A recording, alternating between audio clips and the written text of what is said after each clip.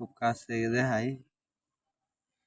এগুলো নিলে চিনবেন না, আঞ্চলিক গ্রাম্য বাড়ির না হইলে এগুলো বলে ডুলের ভাত। হ্যাঁ, এটা দিয়ে মাছ মারে।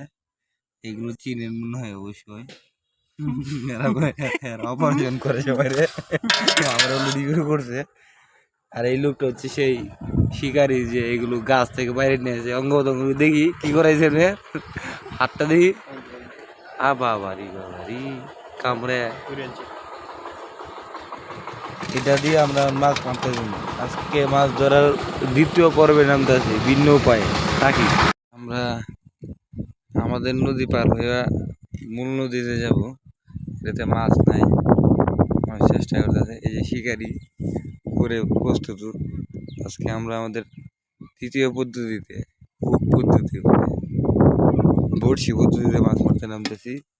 এই যে আমি, দেখা যাক কি পরিমাণ মাছ মারতে পারি। দিদি পার হয়ে যাবে এখন। গেলাম, আমরা এখন রাস্তায় আছি, শিকারি সামনের দিকে।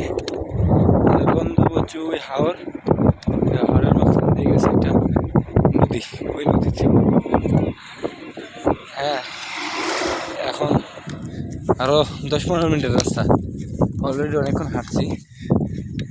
ওইটাই আমাদের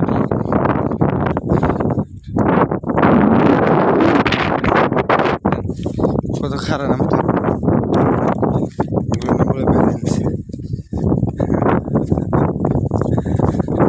সবার উঠাতে পারবো না।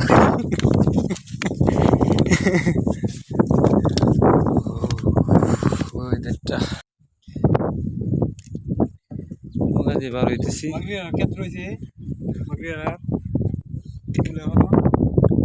আমাদেরকে পার করে দিতেছে। আর এই ডিমগুলো সে সংগ্রহ করছে, কম মূল্যে বিক্রি করবে।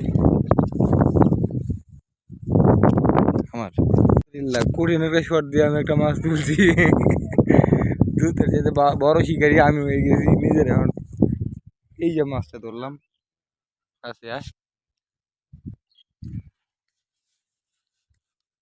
এই দেখ কি মাছ বলে এটা রে, গুলশা। বাজার মূল্য যায় অনেক বেশি। এই কাজ মাছ আছে দোস্ত, বিশ্বাস চাইলো।